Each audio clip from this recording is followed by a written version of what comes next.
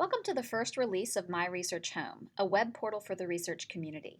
This tool was built in the Office of Research Informatics and is funded by Duke CTSA to help research faculty and staff across Duke accomplish research tasks more easily and to provide transparency into information about your research portfolio. This landing page, which can be found at myresearchhome.duke.edu, describes the purpose and current features of the portal. You can access the portal by clicking the Launch Portal button here, or you can also access the portal directly by typing mrh.duke.edu. So you'll see here we are in the portal. As you can see, there are multiple squares or widgets. I'm going to briefly describe the elements of each one. And in the first release, we have 9 widgets altogether. Note that you can move the widgets around, prioritize where things are.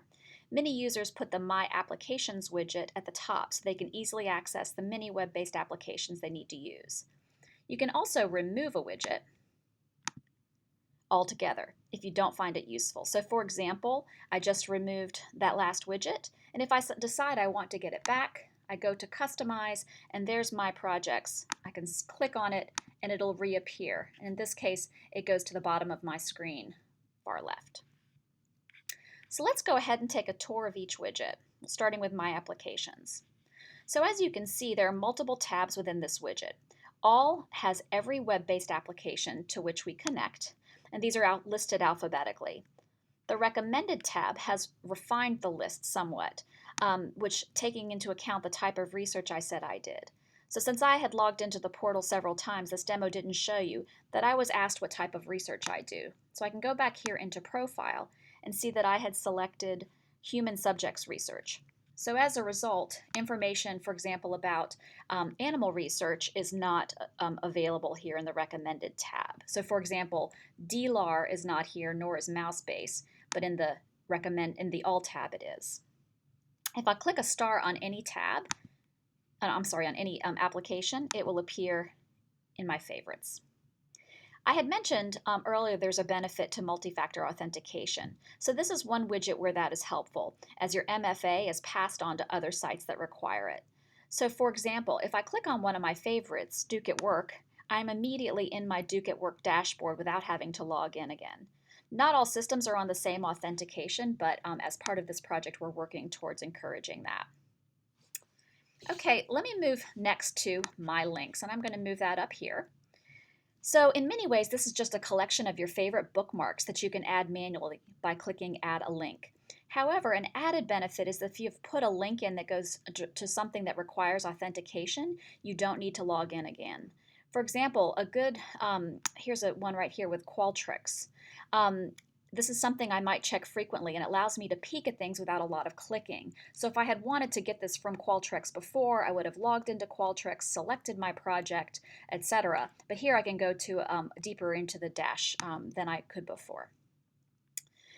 You can also edit your links and trash them if you change your mind. And I've done a lot of links, but I've decided to favorite just a few that I use more often. Let's move now to Need a Navigator. So this is some basic contact information for another resource supported by the CTSA. The myRESEARCH Navigators are here to help faculty and staff across Duke with any kind of research-related question. So whether you're looking for a collaborator, or you want to know about a policy, or have a question about a research application like REDCap or core research, a team of navigators is here to help. So you can contact them by phone, by email, or by putting in a ticket. Let's move next to My Training.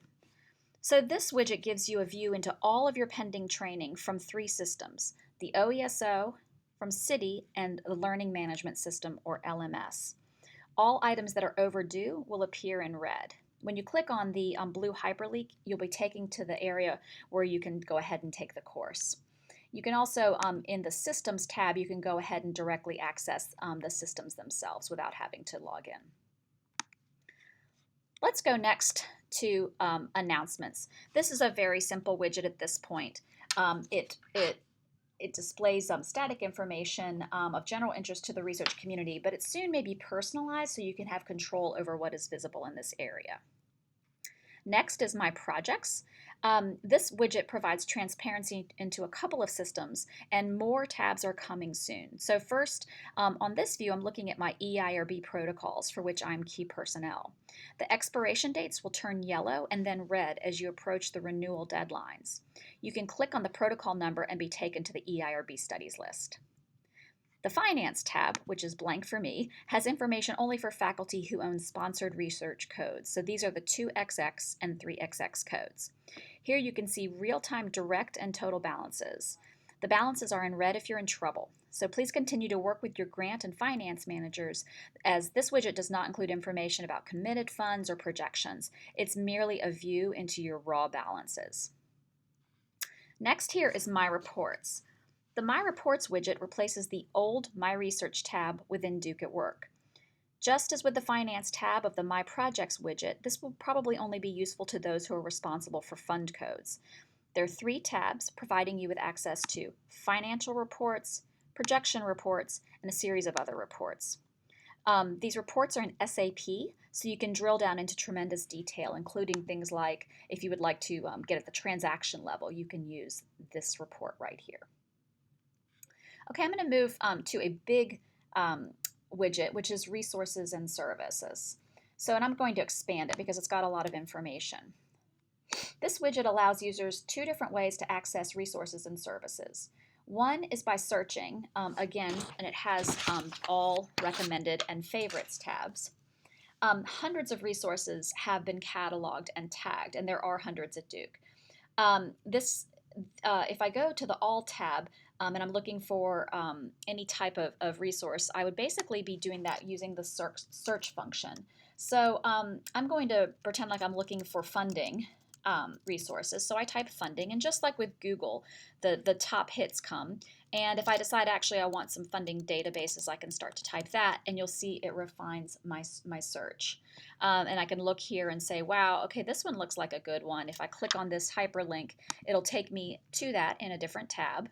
And if I decide I really like it, I could star that, and it'll appear in my favorites. Another way to try and find a resource is with the resource guide. And we think this is particularly helpful for people that are newer to Duke, or if you have a hard time coming up with some search terms. This guide is organized by general stage of research. So for example, if I'm trying to work on developing a protocol and want some help, I would be working here in this plan, prepare, and conduct area. So here's protocol development. If I'm at that stage, here are the resources at Duke that are associated with that. And if I'm working, for example, in clinical research protocol development, I could click on this and find out more information. And again, I could select it as a favorite. So since this entire list was cataloged manually, so resources may have been missed. If you believe you know of a resource that should be included, you can suggest it right here using this suggest a resource button.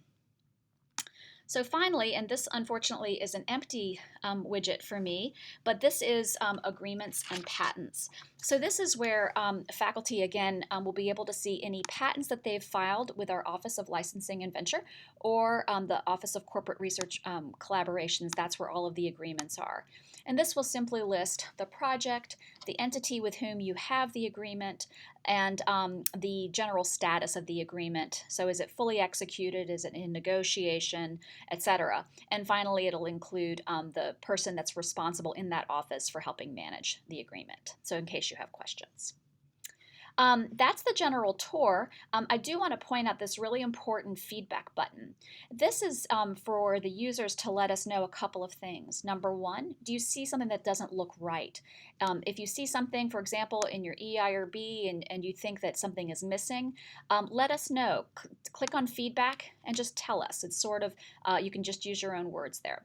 Another really important use of the feedback button is what you think should go in this portal next. We're constantly evolving, we're constantly adding new features, and that is very much done by what the research community wants us to do. So that's the basic walkthrough of the portal. If you'd like an in-person group demonstration or would like to take part in upcoming focus groups on the tool, contact us at myRESEARCHhome@duke.edu, or again, use this feedback button and let us know. We hope you visit the portal often, as it's being updated all the time. Thank you.